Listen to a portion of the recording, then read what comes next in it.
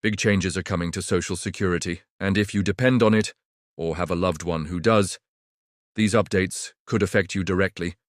We're talking about new enforcement rules, fresh investigations, and strict oversight from the Social Security Administration, all tied to a powerful memorandum from former President Donald Trump. In this video, we'll break everything down simply and clearly, so you know exactly what's happening, why it matters, and what actions you should take right now. Hey and welcome! Whether you're joining us for the first time or you've been here before, I'm glad you're taking the time to stay informed. Today's topic goes beyond politics. It affects the finances and security of millions of Americans. The latest update from the Trump administration is not just another executive order, it's a memorandum, a slightly different legal tool, but one with real power. And more importantly, it's already being implemented by the Social Security Administration, with full public support from its top leadership. On April 15, 2025, Trump issued the memorandum titled, "Preventing Illegal Aliens from Obtaining Social Security Act Benefits."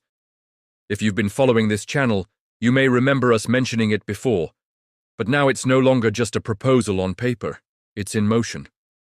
The acting commissioner of the SSA, Leland Dudek, publicly backed the directive and emphasized that benefits will be reserved only for those who are legally eligible. That may sound straightforward, but the actions being taken behind the scenes show this is a much broader effort to reform how the SSA tracks, verifies, and distributes benefits. Let's talk specifics. First, the SSA is ramping up its fraud investigation efforts. They're placing dedicated prosecutors in at least 50 U.S. attorney offices across the country by October. That's a major expansion. These prosecutors will focus on cracking down on false claims, misused benefits, and identity-based fraud. And that's just the beginning. The SSA is also partnering with the Department of Justice to target Medicare and Medicaid fraud in 15 additional regions, with a clear focus on areas where large, undocumented populations are known to reside. There's another project gaining attention. It's been nicknamed the Are You Alive initiative. Strange name, serious purpose.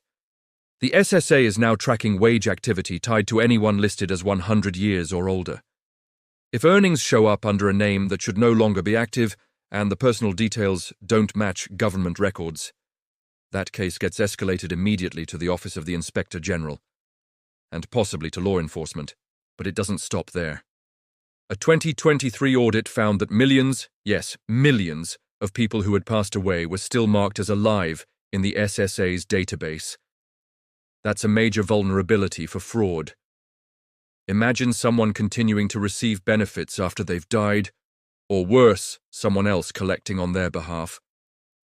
Trump's directive calls for this issue to be addressed without delay.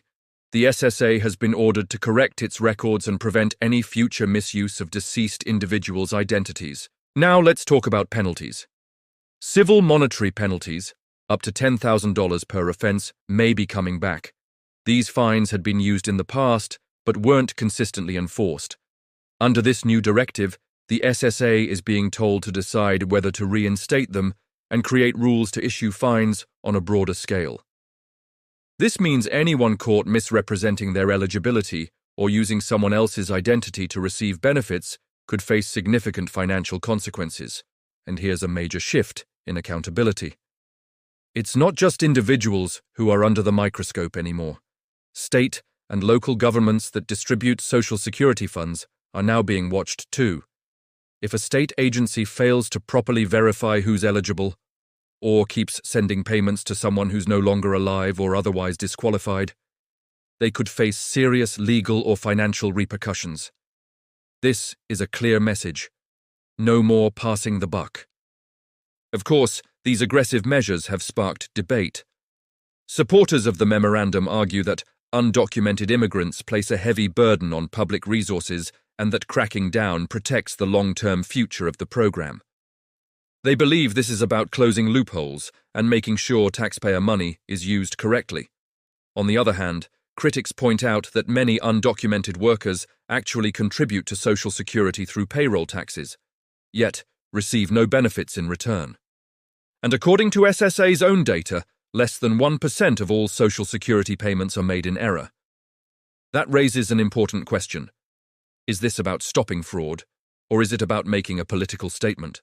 Regardless of where you stand, one thing is clear. This is a serious move by the federal government, and it's already happening. So, what can you do right now to protect yourself or your loved ones? First, log into your SSA account at ssa.gov. Review your personal details, like your address, banking info, and earnings history. If anything looks off, especially income you didn't earn, report it right away. Fraud sometimes happens under stolen names, and catching it. Second, if the SSA contacts you by letter, asking for documentation or verification, don't ignore it. Responding promptly could prevent your payments from being delayed, paused, or even stopped. Sometimes all it takes is one missed notice to cause unnecessary stress, especially for people on fixed incomes, where even a 1-month delay can be a crisis. And third, help someone else. Many older adults may not be comfortable using the internet or navigating the SSA website. Helping a parent, grandparent, or neighbor verify their information online can make a big difference. A few minutes of support might be all they need to avoid big problems later. Social Security is supposed to be a safety net, and for many it still is. But as the rules tighten and enforcement gets tougher, the system can start to feel a bit less secure. That's why staying informed matters more than ever. The more you know, the better you can protect yourself and help others do the same. So what's your take on this? Do you support stronger Social Security enforcement? Or do you worry that honest people might be caught up in unnecessary red tape? Let me know in the comments. I always read your feedback, and hearing from real people affected by these policies helps everyone stay grounded in what actually matters. If this video helped you, please give it a like and subscribe to the channel. It helps the message reach more people and supports our goal of delivering clear, calm, fact-based updates without the drama. Thank you for spending a few minutes with me today. I'll keep tracking this story and bring you updates as they come out. Until then, stay safe and take care of the people around you.